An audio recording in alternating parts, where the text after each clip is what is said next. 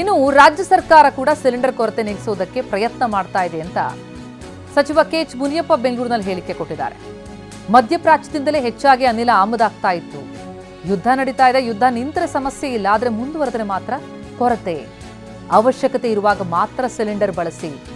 25 ದಿನಕ್ಕೆ 1 ಸಿಲಿಂಡರ್ ಕೊಡೋದಕ್ಕೆ ಕೇಂದ್ರ ಹೇಳಿದೆ ಅಂತ ಕೆಎಚ್ ಮುನಿಯಪ್ಪ ಹೇಳಿಕೆ ಕೊಟ್ಟಿದ್ದಾರೆ. ಯಾವ ಡಿಸ್ಟ್ರಿಬ್ಯೂಟರ್ ಕೂಡ 1 ತಿಂಗಳಲ್ಲಿ 1 ಸಿಲಿಂಡರ್ ಕೊಡೋದಕ್ಕೆ ಇಲ್ಲ ಅಂತ ಹೇಳೋಂಗಿಲ್ಲ. That is the assurance given by the oil company. ಅದರಿಂದ ಅವರು ಹೆಚ್ಚಿಗೆ ಒತ್ತಾಯ ಮಾಡೋಂಗಿಲ್ಲ, ಇಲ್ಲ ಅಂತ ಪೂರ್ತಿ ಹೇಳೋಂಗಿಲ್ಲ.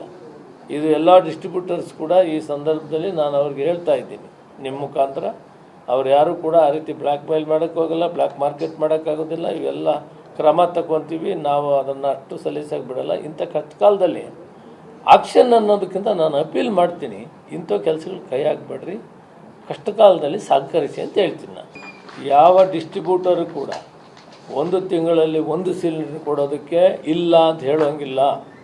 That is the assurance given by the oil company. ಅದರಿಂದ ಅವರು ಹೆಚ್ಚಿಗೆ ಒತ್ತಾಯ ಮಾಡೋಂಗಿಲ್ಲ, ಇಲ್ಲ ಅಂತ ಪೂರ್ತಿ ಹೇಳೋಂಗಿಲ್ಲ. ಇದು ಎಲ್ಲ ಡಿಸ್ಟ್ರಿಬ್ಯೂಟರ್ಸ್ ಕೂಡ ಈ ಸಂದರ್ಭದಲ್ಲಿ ನಾನು ಅವ್ರಿಗೆ ಹೇಳ್ತಾ ಇದ್ದೀನಿ, ನಿಮ್ಮ ಮುಖಾಂತರ ಅವ್ರು ಯಾರು ಕೂಡ ಆ ರೀತಿ ಬ್ಲ್ಯಾಕ್ ಮೇಲ್ ಮಾಡೋಕ್ಕೆ ಹೋಗಲ್ಲ, ಬ್ಲ್ಯಾಕ್ ಮಾರ್ಕೆಟ್ ಮಾಡೋಕ್ಕಾಗೋದಿಲ್ಲ. ಇವೆಲ್ಲ ಕ್ರಮ ತಗೊತೀವಿ ನಾವು, ಅದನ್ನು ಅಷ್ಟು ಸಲೀಸಾಗಿ ಬಿಡಲ್ಲ. ಇಂಥ ಈ ಬಗ್ಗೆ ಇನ್ನಷ್ಟು ಡೀಟೇಲ್ಸ್ ಕೊಡ್ತಾರೆ ನಮ್ಮ ಪ್ರತಿನಿಧಿ ಕಿರಣ್ ಸೂರ್ಯ. ಈಗ ನೇರ ಸಂಪರ್ಕದಲ್ಲಿದ್ದಾರೆ. ಕಿರಣ್, ಈ ಅಡುಗೆ ಅನಿಲದ ಕೊರತೆ ಅಂತ ಅನ್ನೋದು ಬಹಳ ದೊಡ್ಡ ಸಮಸ್ಯೆ ಆಗಿದೆ ಉದ್ಯಮಿಗಳಿಗೆ, ಆಟೋ ಚಾಲಕರಿಗೆ. ಎಲ್ಲೆಲ್ಲಿ ಏನೇನು ಸಮಸ್ಯೆ, ಅದನ್ನು ನೀಗಿಸೋದಕ್ಕೆ ಏನು ಪ್ರಯತ್ನಗಳಾಗ್ತಾ ಇದೆ ಅಂತ? ಹೌದು ಪ್ರತಿಮಾ, ಈಗಾಗಲೇ ಕೂಡ ತುಂಬಾ ದೊಡ್ಡ ಮಟ್ಟದಲ್ಲಿ ಯುದ್ಧದ ಎಫೆಕ್ಟ್ ರಾಜಧಾನಿ ಬೆಂಗಳೂರಿಗೆ ತಟ್ಟಲಿಕ್ಕೆ ಆರಂಭ ಆಗಿದೆ ಅಂತ ಹೇಳ್ಬೋದು. ಕಳೆದ ಶನಿವಾರವಷ್ಟೇ ಸಿಲಿಕಾನ್ ಸಿಟಿ ಬೆಂಗಳೂರಿಗೆ ಕಮರ್ಷಿಯಲ್ ಸಿಲಿಂಡರ್ಗಳ ಲೋಡ್ ಬಂದಿದ್ದು, ಇಲ್ಲಿವರೆಗೂ ಕೂಡ ಒಂದೇ ಒಂದು ಕಮರ್ಷಿಯಲ್ ಸಿಲಿಂಡರ್ ಕೂಡ ರಾಜಧಾನಿ ಬೆಂಗಳೂರಿಗೆ ಸಪ್ಲೈ ಆಗಿಲ್ಲ. ಆ ಹಿನ್ನೆಲೆಯಲ್ಲಿ ಈಗಾಗಲೇ ಕೂಡ ಬೆಂಗಳೂರಿನಲ್ಲಿರುವಂತಹ ಸಾಕಷ್ಟು ಹೋಟೆಲ್ಗಳಲ್ಲಿ ಅಂದರೆ ಮೆನುನ ಈಗಾಗಲೇ ಚೇಂಜ್ ಮಾಡಲಾಗಿರುವಂಥ, ಅಂದರೆ ದೋಸೆ, ಇಡ್ಲಿ ಈ ಥರದ್ದೇನು ಕೂಡ ಮಾಡ್ಲಿಕ್ಕೆ ಮುಂದಾಗ್ತಿಲ್ಲ. ಅಂದರೆ ಪಲಾವು, ಅನ್ನ ಸಾಂಬಾರು, ಅನ್ನ ಊಟ ಈ ಥರದಕ್ಕೆ ಮುಂದಾಗಲಿಕ್ಕೆ ಅಂದರೆ ಮಾಡಲಿಕ್ಕೆ ಮುಂದಾಗ್ತಿರುವಂಥದ್ದು.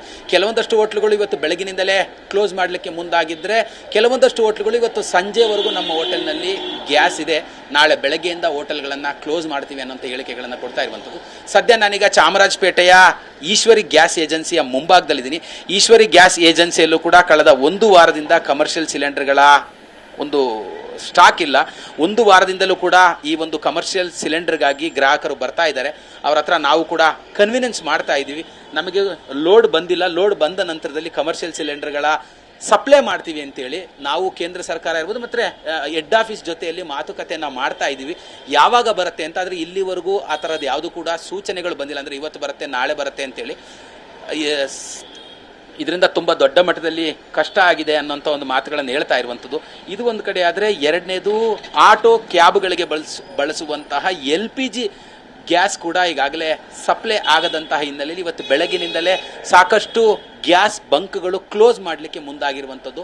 ಆ ಗ್ಯಾಸ್ ಬಂಕ್ಗಳಲ್ಲೂ ಕೂಡ ಆ ಟ್ಯಾಂಕರ್ಗಳ ಮೂಲಕವಾಗಿ ಏನು LPG ಬರ್ತಾ ಇತ್ತು, ಆ LPG ಬಾರದ ಹಿನ್ನೆಲೆಯಲ್ಲಿ ಬೆಳಗಿನಿಂದಲೇ ಸಾಕಷ್ಟು ಆಟೋ ಕ್ಯಾಬ್ಗಳಿಗೂ ಕೂಡ ಗ್ಯಾಸ್ ಇಲ್ಲದೆ ದೊಡ್ಡ ಮಟ್ಟದಲ್ಲಿ ಸಂಕಷ್ಟವನ್ನು ಎದುರಿಸ್ತಾ ಇರುವಂಥದ್ದು.